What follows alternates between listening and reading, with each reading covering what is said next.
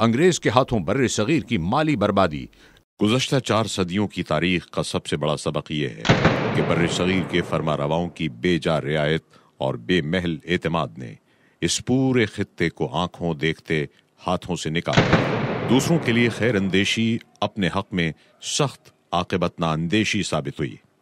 چاہیے تو یہ تھا کہ انگریز ممنون اور احسان مند ہوتے، تہذیب و شرافت، عدل و انصاف، مروت و اخلاق کا تقاضا پورا کرتے اور شکر گزاری کے ساتھ اپنی جائز تجارت میں مشغول رہتے، مگر انہوں نے شروع ہی سے ناجائز فائدہ اٹھایا، اپنی جبلی بربریت، جال سازیوں، چالاکیوں اور غداریوں کو کام میں لا کر لوٹ کھسوٹ کا بازار گرم رکھا۔ بر صغیر کی دولت مندی ایک کہانی بن کر رہ گئی اور بر صغیر ہند و پاک تمام دنیا میں سب سے زیادہ غریب، فاقہ زدہ اور کنگال ملک بن گیا۔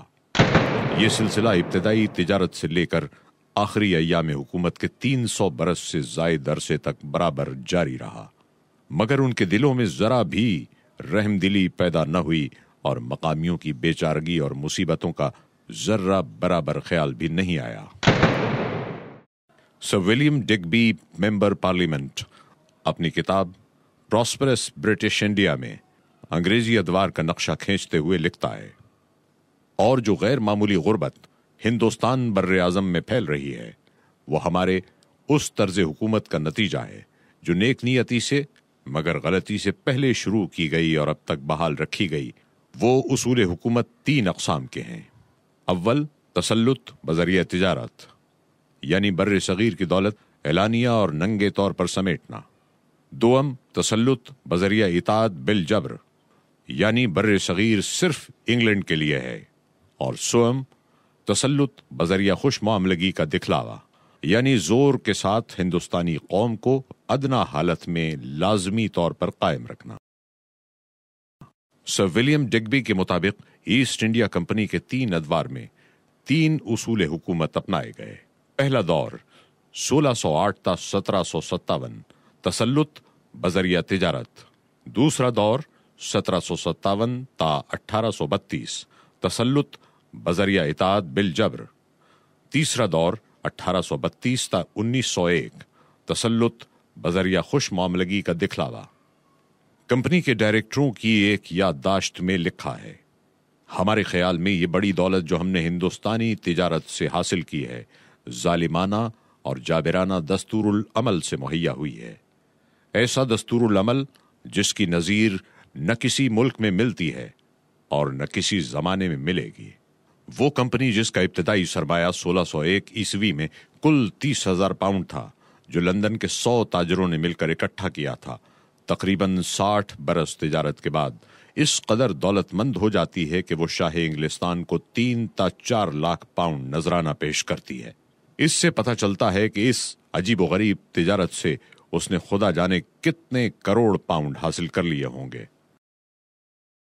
حالانکہ اس زمانے میں اسے ہالینڈ، ڈچ، فرانسیسیوں، پرتگیزوں اور جرمنوں سے بھی مقابلہ کرنا پڑا۔ کمپنی جرائم پیشہ، ڈاکو، قاتل، چور، جالساز، بدماش اور غیر شریف لوگوں کو ملازم رکھتی جو جابرانہ لوٹ کھسوٹ کر سکیں۔ جب حکومت انگلستان نے کمپنی کو سر ایڈورڈ مائیکل بوردن کو بھرتی کرنے کے لیے کہا تو ایک عجیب ریزولوشن کی نقل بھیجی گئی جس کا مطلب یہ تھا، کسی ذمہ داری کے کام پر جنٹل مین کو نہ رکھا جائے اور گورنمنٹ سے درخواست کی جائے کہ ہمیں اپنے کاروبار کے لیے اپنے ہی قسم کے لوگوں کا انتخاب کرنے کی چھوٹ دی جائے۔ کہیں ایسا نہ ہو کہ شرفا کو نوکر رکھنے سے کمپنی کے عوام الناس حصے دار شبہ میں پڑ کر روپیہ واپس لینے لگیں۔ کمپنی کی تنخواہیں بہت کم تھیں۔ ان تنخواہوں پر بھلے مانس اور شریف لوگوں کی بجائے نکمے، شریر اور جرائم پیشہ لوگ جن کو انگلینڈ میں روٹی ملنا مشکل تھی وہ ہندوستان کے لیے ٹوٹ پڑے اور یہاں ہر طریقے سے روپیہ بنانے کے لیے ہر قسم کے مظالم اور وحشیانہ کارروائیاں بے تحاشا جاری کی۔ نواب کرناٹک نے کمپنی ڈائریکٹرز کو لکھا، آپ کے نوکروں کا کوئی کاروبار تو ہے نہیں، نہ آپ انہیں معقول تنخواہ دیتے ہیں، پھر بھی چند ہی سال میں وہ کئی لاکھ اشرفیاں کما کر واپس جاتے ہیں۔ اتنی قلیل مدت میں بغیر کسی ظاہری ذرائع کے یہ بے حساب کمائی کہاں سے آتی ہے؟ ہم اور آپ دونوں سمجھ سکتے ہیں۔ وارن ہیسٹنگز نے لکھا، ہندوستان میں انگریز جرائم کرتے ہیں، جرائم کے جواز کے لیے انگریز ہونا کافی ہے، اور اس کو سزا کا خیال تک نہیں آ سکتا۔ ان کے روپیہ کمانے کے مختلف طریقے تھے، ان میں ایک قرضہ دینا بھی تھا، مگر جس نوعیت کے یہ قرض ہوتے تھے ان کی نظیر دنیا میں ملنا مشکل ہے۔ مسٹر برک نے ایک قرضے کے متعلق لکھا: نواب کرناٹک کو روپے کی ضرورت پیش آئی۔ انگریزی حکومت نے چند ساہوکاروں مسٹر ٹیلر، مسٹر میچنڈی اور مسٹر کال کو آمادہ کیا کہ نواب کو 4 لاکھ اشرفیاں یعنی پیکوڈا قرض دیں۔ یہ راضی تو ہو گئے، مگر اس شرط پر کہ مدراس کی انگریزی حکومت نواب کی ضمانت دے، اور طے پایا کہ چند اضلاع قرض خواہوں کے سپرد کر دیے جائیں جن کی مالگزاری سے وہ اپنا سود وصول کرتے رہیں۔ معاہدہ ہو گیا۔ نواب نے اعلان کر دیا کہ فوجیوں کی تنخواہیں بقایا جات کے ساتھ فوراً ادا کر دی جائیں گی، مگر ان ساہوکاروں کی طرف سے قرضے کا روپیہ نہ آیا۔ تقاضا کرنے پر کہا گیا کہ نقد اس وقت موجود نہیں، 4 ماہ تک ادا کریں گے۔ سر دست ہم آپ کو رقعہ لکھ دیتے ہیں کہ اس میعاد کے اندر روپیہ دے دیں گے۔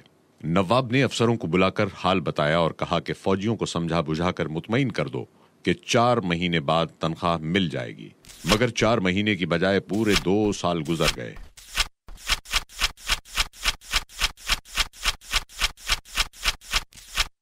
اور فوجیوں کو تنخواہ نہ ملی، بلکہ 2 سال کی تنخواہ مزید ادا کرنا پڑی۔ اس پر ترا یہ کہ ساہوکاروں کی اس قدر نادہندگی کے باوجود نواب کی ریاست کی مالگزاری قرضے کے سود میں اسی دن سے جس دن یہ رقعہ لکھا گیا تھا جانے لگی، اور انہوں نے اضلاع کی مالگزاری وصول کرنا شروع کر دی۔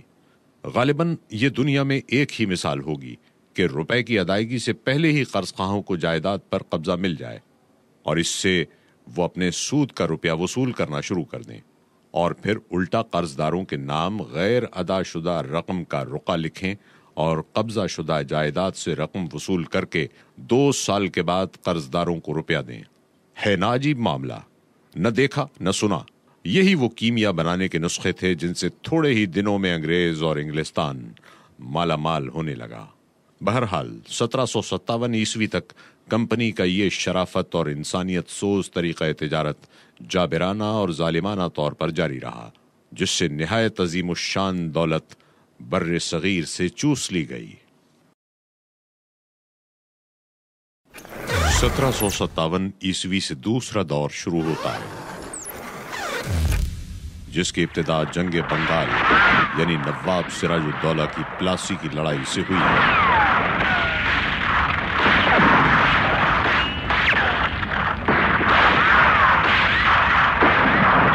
سر ولیم ڈگبی کے الفاظ میں کمپنی کا دوسرا دور جبر کا دور کہلاتا ہے۔ تسلط بذریعہ اطاعت بالجبر۔ ہندوستان انگلینڈ کے لیے ہے۔ 1757 عیسوی سے 1832 تک آغاز سے انجام تک کی تفصیل نہایت درد انگیز، دہشت ناک اور طویل ہے۔ کلکتے میں بیٹھ کر انگریزوں نے میر صادق اور امی چند کے ساتھ مل کر سازش کا تانا بانا بنا اور نواب سراج الدولہ کے خلاف جنگ چھیڑ دی گئی۔ صرف 4 گھنٹوں میں جنگ ختم ہو گئی اور وسیع و شاداب ملک کی قسمت کا فیصلہ انگریز کے حق میں ہو گیا، اور انگریز نے جنگ پلاسی فوجی قوت کی بجائے فریب، نمک حرامی، دغابازی اور سازش کے بلبوتے پر جیتی۔ فورٹ ولیم میں سونے کا مہ برسنے لگا۔ میر جعفر نے 3 لاکھ پاؤنڈ اور کلکتے کے جنوبی علاقے کی جاگیر کلائیو کی نذر کی۔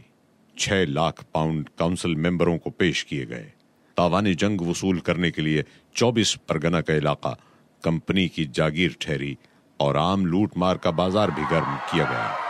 بقول کلائیو 3 کروڑ انسانوں کو لوٹ کر کلکتے میں عظیم الشان دولت بہت جلد جمع کر لی گئی تھی۔ میں صرف یہ کہہ سکتا ہوں کہ اس قدر بدعملی، رشوت خوری اور ظلم و زیادتی کا منظر بنگال کے علاوہ کسی اور ملک میں نہ دیکھا گیا نہ سنا گیا۔ کتاب قانون تمدن و تنزل کا مصنف بروکس ایڈمسن لکھتا ہے، یہ مالا مال خزانے کروڑوں آدمیوں کی کمائی انگریزوں نے ہتھیا کر لندن اس طرح بھیج دی جس طرح رومنز نے یونان اور پونٹس کے خزانے اٹلی بھیج دیے تھے۔ ہندوستانی خزانے کتنے تھے کوئی انسان اس کا اندازہ نہیں کر سکتا، لیکن وہ کروڑوں اشرفیاں ہوں گی۔ اتنی دولت اس وقت کی مجموعی یورپین دولت سے بہت زیادہ تھی۔ جب میں 1750 میں انگلستان آیا تو یہاں بڑے بڑے شہر ایسے تھے جہاں کوئی بینک نہ تھا۔ بنگال کی چاندی نے انگلستان پہنچ کر نہ صرف دولت میں بے شمار اضافہ کیا بلکہ اس کی رفتار بھی بہت تیز کر دی۔ سر ولیم ڈگبی لکھتا ہے، جنگ پلاسی کے بعد ہی بنگال کی دولت لٹ لٹ کر لندن پہنچنے لگی۔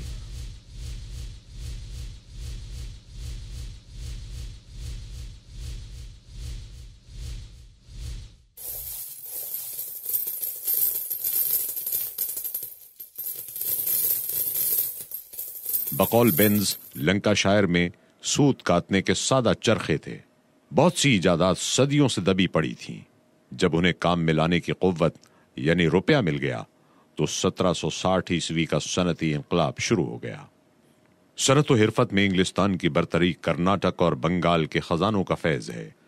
جنگ پلاسی میں فتح کے بعد سونے کا دریا انگلستان کی طرف بہنا شروع ہو گیا۔ ہماری صنعت و حرفت کا بازار ٹھنڈا تھا۔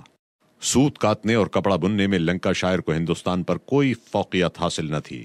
بر صغیر کی دستکاری جس نے ہندوستانی کپڑے کو صناعی کا شاہکار بنا رکھا تھا، لنکا شائر تو کیا پورے مغرب میں کہیں موجود نہ تھی۔